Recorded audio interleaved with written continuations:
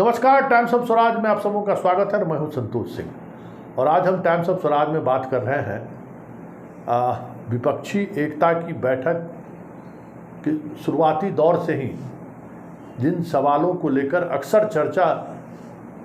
होती रहती थी वह थी कि कौन कहाँ कितने सीटों पर चुनाव लड़ेगी। और इसको लेकर कभी ममता बनर्जी की तरफ से तो कभी अखिलेश की तरफ से तो कभी नीतीश कुमार की तरफ से फार्मूले आते रहे हैं। उसमें एक फार्मूला ये भी आया था कि जो पार्टी 2019 के लोकसभा चुनाव में पहले स्थान पर है वो सीट, दूसरे स्थान पर रहे हैं वो सीट,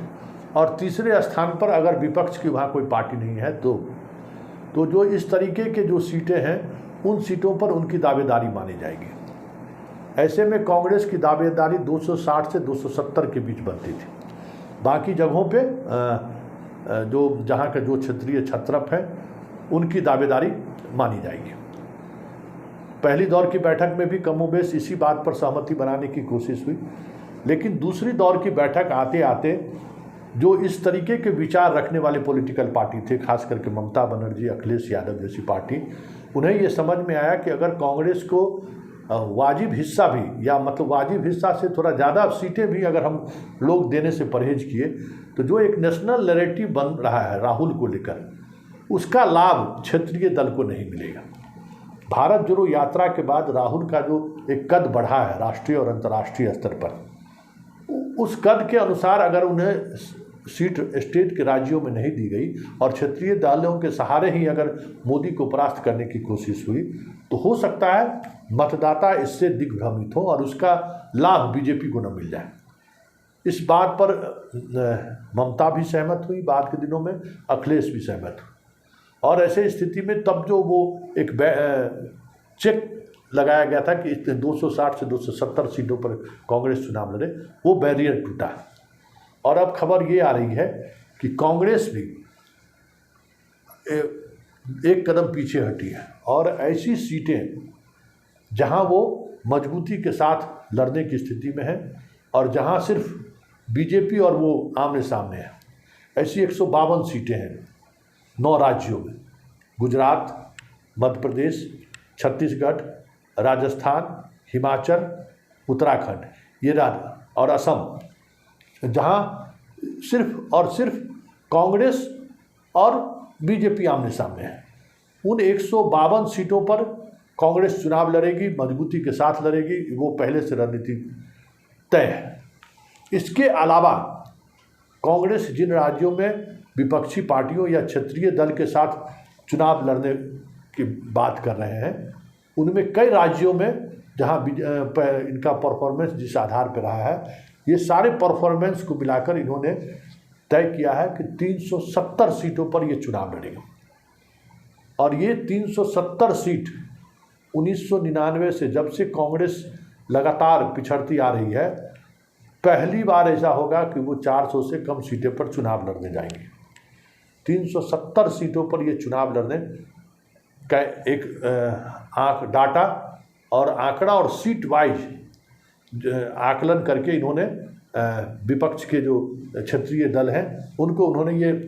दिया है कि आप इस पर बात कर सकते हैं। हमारी पार्टी की तरफ से ये लाइन है। कहा जा रहा है कि बिहार में जैसे पिछली बार 9 सीटों पर ये चुनाव लड़े थे, तो ये इस बार 6 सीटों पर कह रहे हैं कि हम 6 सीट पर लड़ना चाहते हैं बिहार में। यूपी में 15 से 20 सीटों पर इन्होंने इच्छा जाहिर किया कि 15 से 20 सीट पर हम चुनाव लड़ना चाहते हैं। इसी तरीके से बंगाल में सीपीएम और हम दोनों को मिलाकर 10 से 15 सीटों पर अपनी उन्होंने एक आधार पंचायती चुनाव में जो रिजल्ट आए हैं वो, विधानसभा में जो परफॉर्मेंस रहा है वो, और पिछले लोकसभा का जो परफॉर्मेंस रहा है, उस आधार पर उन्होंने 10 से 15 सीटें वहाँ पर मानी है आपसे।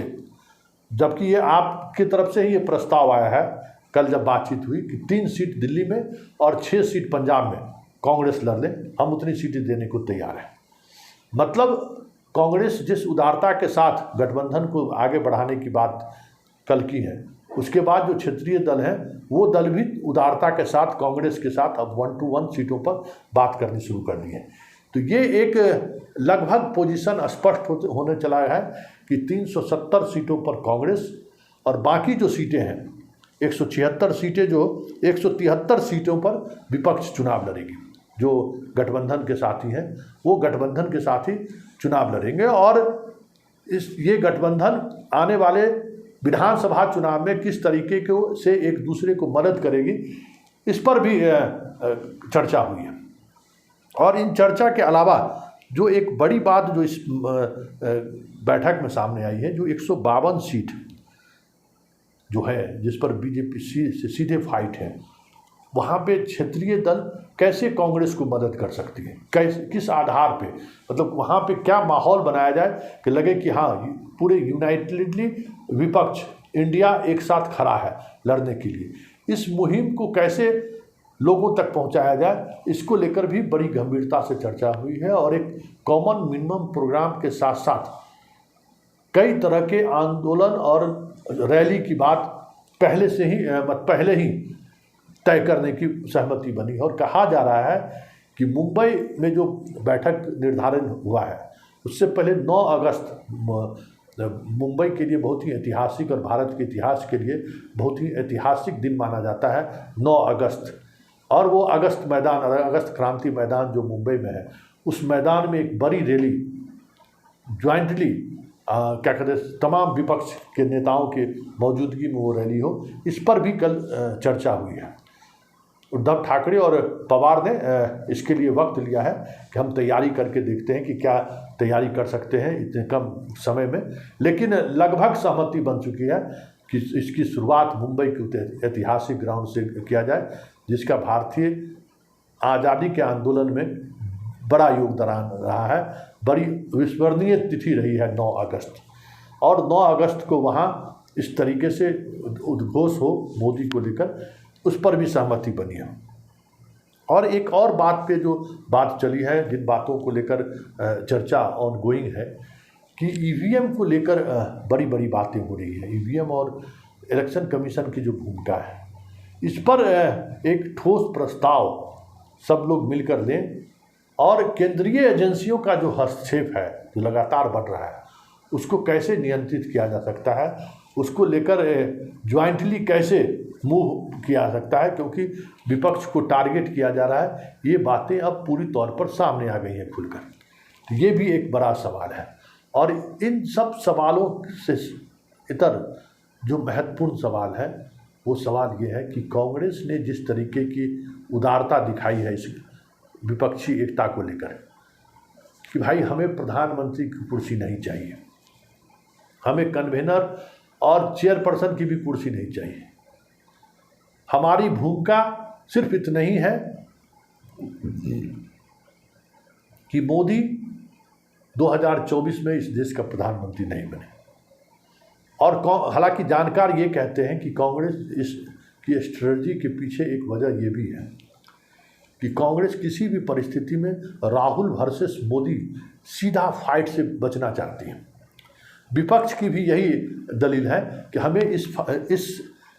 तरीके के फाइट से बचना है, लेकिन बयानों के सहारे,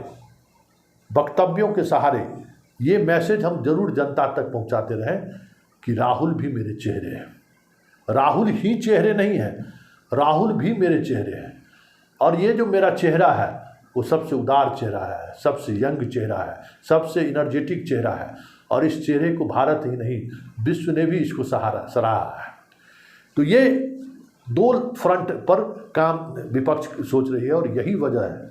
कि पहली बैठक में लालू ने जिस तरीके से सेहरा बांधने का बात का एक नैरेटिव बनाने की कोशिश की, कल ममता ने भी सबसे दुलारे कह के इस नैरेटिव को और आगे बढ़ा दिया है, क्योंकि देश के सामने विपक्षी पार्टियों को ये समझ में आ गई है कि राहुल को लेकर एक बड़ा फैंस एंड फॉलोअर्स जो दल के से बाहर उठकर जो ऐसे वोटर हैं जो किसी दल के प्रति कमिटेड नहीं है, उसमें राहुल की लोकप्रियता काफ़ी तेज़ी से बढ़ रही है। और राहुल जिस तरीके की राजनीति कर रहे हैं, किसानों के बीच जा रहे हैं, मजदूरों के बीच जा रहे हैं, छात्रों के बीच जा रहे हैं, गैरेज मिस्त्री के पास जा रहे हैं, ट्रक ड्राइवर के साथ घूम रहे हैं, ये जो इनकी शैली है वो शैली राहुल को देश स्तर पर लोग अब स्वीकारने लगे हैं। अब राहुल की बातों को लोग गंभीरता से लेने लगे हैं और अब बीजेपी भी पप्पू कहने से बचने लगी है। अब बात कहीं होती है तो अमित शाह कहते हैं राहुल बाबा, मतलब कमेंट अभी भी है लेकिन सावधानी बरतने की कोशिश अब बीजेपी की तरफ से हो रही है। इन चीज़ों को विपक्ष के नेता भी समझने लगे हैं, इसलिए एक चेहरा राहुल भी मेरा है, सिर्फ राहुल ही नहीं है ये नारा नहीं रहेगा। और ये जो इंडिया है ना, और इंडिया को जिस तरीके से अब फैलाने की कोशिश हो रही है, अरविंद केजरीवाल तो इंडिया के झंडा लेके चले हैं, ममता बनर्जी भी अब लेके निकल रहे हैं। आने वाले दिनों में ये जो इंडिया का स्लोगन है, जो स्लोगन राहुल के भारत जोड़ो यात्रा से ही निकल कर आया है, जिसमें पंच लाइन है, भारत जोड़ो इंडिया जीतो, भारत को जोड़ेंगे इंडिया को जीतेंगे। ये जो पंच लाइन के साथ जो एक मुहिम चलने वाली है, वो मुहिम का नेतृत्व भी राहुल करेंगे, ये विपक्ष ने मान लिया है। क्योंकि राहुल एक ऐसा चेहरा है जिस चेहरे के सहारे 5 से 10 नहीं, अभी तो 10 से 20%, एक दौर समझिए कि राहुल प्रधानमंत्री की जब बात होती थी सर्वे में क्या रिपोर्ट आता था, कहीं दूर दूर तक राहुल दिखाई नहीं देती थी। ये विपक्ष ने मान लिया है क्योंकि राहुल एक ऐसा चेहरा है जिस चेहरे के सहारे 5 से 10 नहीं, अभी तो 10 से 20%, एक दौर समझिए कि राहुल प्रधानमंत्री की जब बात होती थी सर्वे में क्या रिपोर्ट आता था, कहीं दूर दूर तक राहुल दिखाई नहीं देती थी। अब राहुल लगातार नरेंद्र मोदी के सामने खड़े दिख रहे हैं और तेज़ी से वो उनकी लोकप्रियता बढ़ रही है। चुनाव आते आते दोनों की लोकप्रियता सामान्य हो जाए तो कोई बड़ी बात नहीं है, यही समझने की जरूरत है। इसलिए विपक्ष ने कांग्रेस की उन बातों को भी काफ़ी शालीनता से लिया है और 370 जिन सीटों पर कांग्रेस ने इच्छा जाहिर की है चुनाव लड़ने के, विपक्ष ने लगभग उसको स्वीकार भी कर लिया है। अब मुंबई के बैठक में बहुत सारी चीज़ें स्पष्ट आपको होती दिख जाएगी, लेकिन इतना तय है कि कांग्रेस मोदी को हटाने के लिए किसी भी स्तर पर विपक्षी एकता बने रहे, वो समझौता करने को तैयार है। ये संकेत इन्होंने बेंगलुरु की बैठक में दे दिया है।